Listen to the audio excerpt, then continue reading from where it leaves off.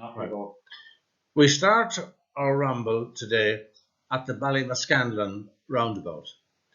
The Ballymascanlon is an area to the north of Dundalk, and the main landlords here were the McNeil landlords, and that name will crop up on quite a number of occasions as we make our way. Now, the next stop on the Ballymascanlon road to Newry will be the Major's Hollow roundabout. Now, the Major's Hollow roundabout here is named after the Major the Major Neil McNeil, who lived in Faughart House, which is very close to the roundabout. And Neil McNeil, again, was one of the McNeils, and he was a very well-respected member of the McNeil family. And they say that his ghost appeared one time at this spot on the Newry Road, and for that reason the County Council called it the Major's Hollow, and that name has stuck. Now we carry on. This is where we are here now. This is the Ballymascanlon roundabout, and now we're carrying on up past the Major's Hollow roundabout and on the way up to Newry.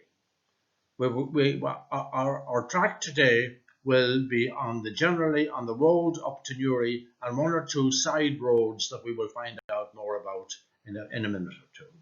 Now the next slide gives you the names of the townlands that we will be passing through. We pass through Mount Pleasant, which isn't the name of a townland, but it's the name of a domain that was owned by one of the McNeils, Sir John McNeil. Faughart was the big townland where the John McNeil's family were in. And then we pass on to the townland of Culfore, small townland, on through the townland of Proleek, on through the townland of Rohatton, and then down up to the Ravensdale corner, known as Thompson's Corner. We then will make our way back along the Ravensdale Road, back onto the present-day Newry Road at the reservoir, which was the main Newry Road until the motorway was built, and then we'll make our way back down towards the Ballymascanlon roundabout. Now the next slide, as we're passing by the Major's Hollow, we come to Sir John McNeil's Mount Pleasant Flax Mill. And this gave a great deal of employment in the local area after the famine and right up until the 1850s.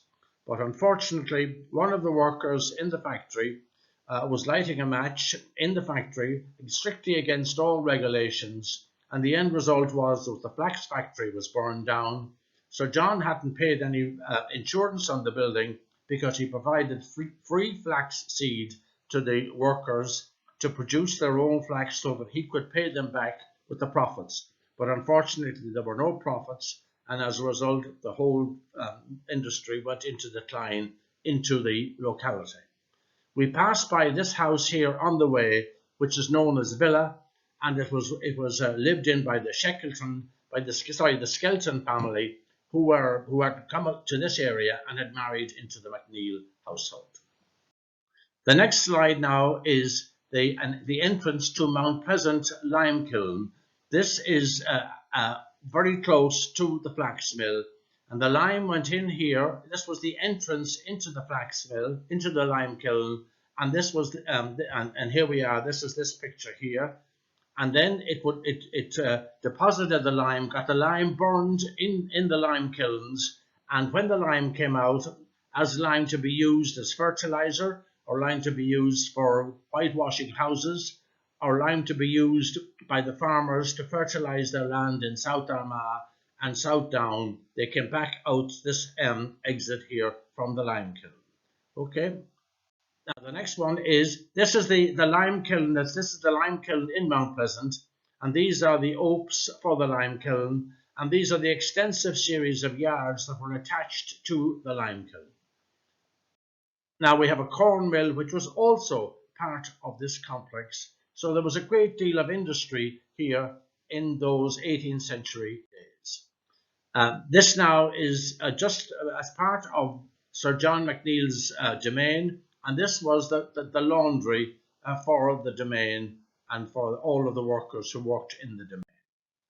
This is the house this is Mount Pleasant House, and this was the house that Sir John McNeil built for himself. There was a house here originally. It was a much more modest house, but Sir John McNeill was one of the main railway engineers in the 19th century, and he made a fortune out of the railway engineers. But unfortunately, a lot of the money that he was given for his work on the railway was in railway shares.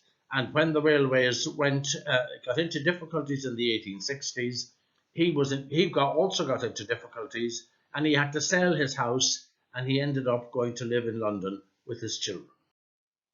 This is this was the main entrance in the 18th century to Mount Pleasant House and Mount Pleasant Domain, and this is the back entrance today to Mount Oliver Convent, which is now the name of the old Mount Pleasant House. Now we come along here to a very interesting place, this point here, and this is one of the things that people wouldn't generally know about, was that the main road from Dundalk to Ravensdale went through this wall here.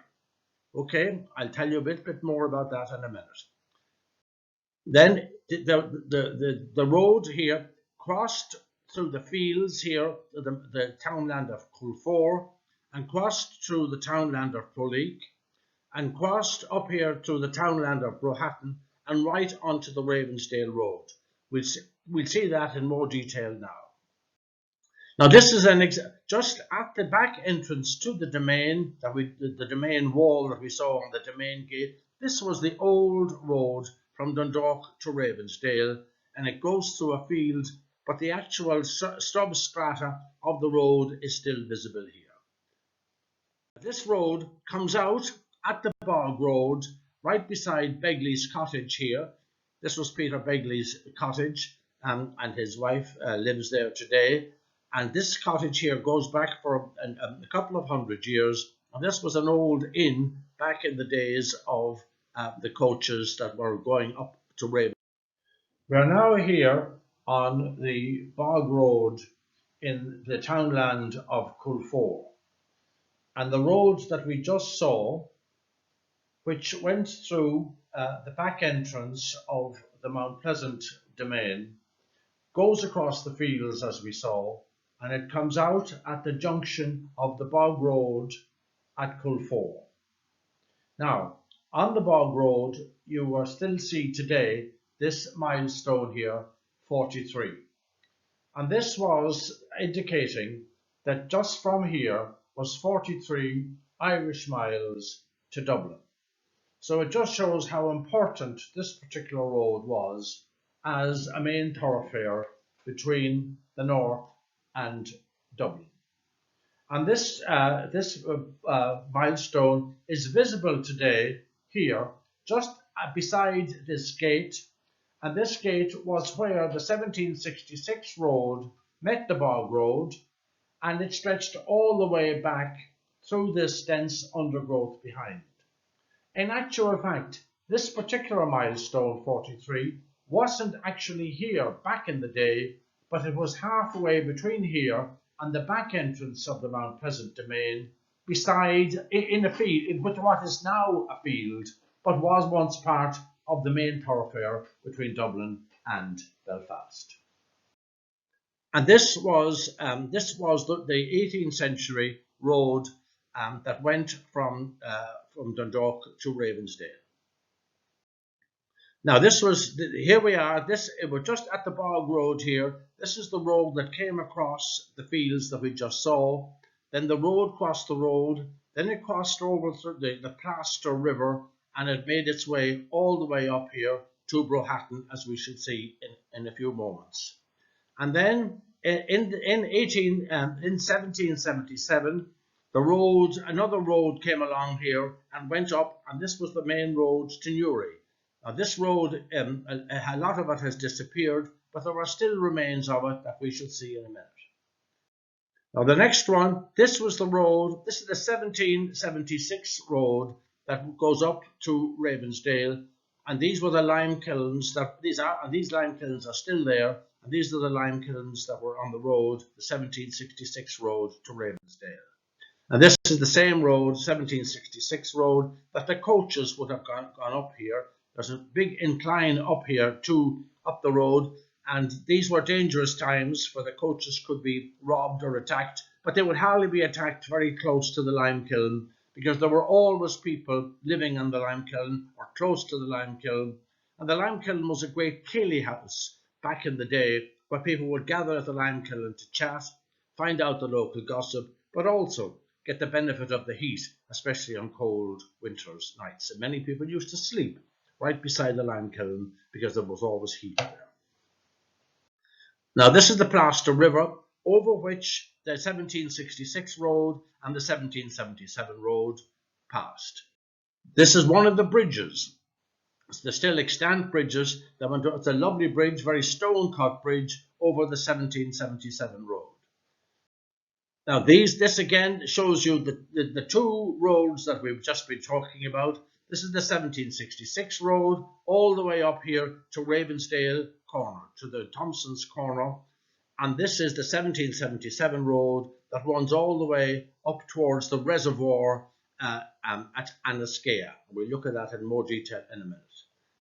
Now, when we go up to Ravensdale Corner, we see Ravensdale House, and that was the bleachers' house. This was a great area for the linen industry. The McNeils were very involved in the linen industry as well. And another factory here, this was another linen factory. It was a beetling factory run by the Thompsons family. On to the next, this was the bridge over the River Flurry, and it's called by Thompson's Bridge. So the Thompsons were obviously very important people, and their name is still remembered in this bridge.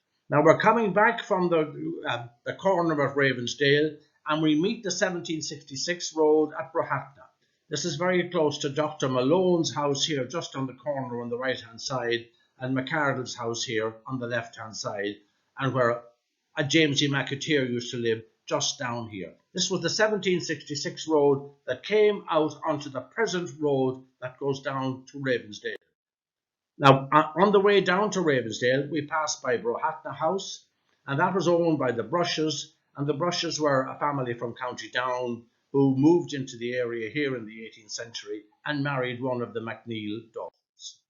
We're now coming back to the Ravensdale turn, the turn where the reservoir is, and we see at the reservoir, here we are, we're back now at the reservoir here. This is the reservoir that we're at here now. Okay, at the reservoir, we see this road here. This is the 1777 road. This is the old road that ran up here, a fine big wide road.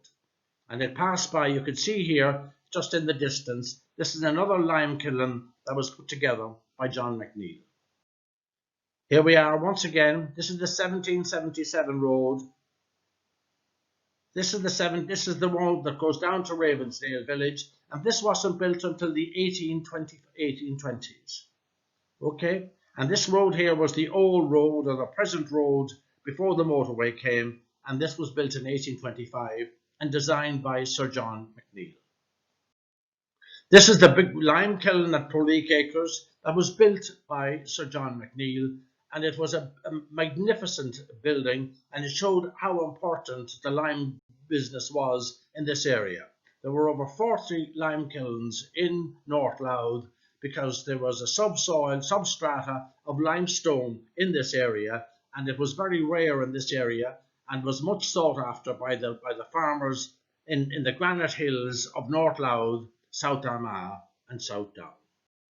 This is where the lime would be put in, and it would be mixed with culum, which was a cheap form of anthracitic coal, and it was a great provider of lime, and the fires went day and night, 24/7, as we say today.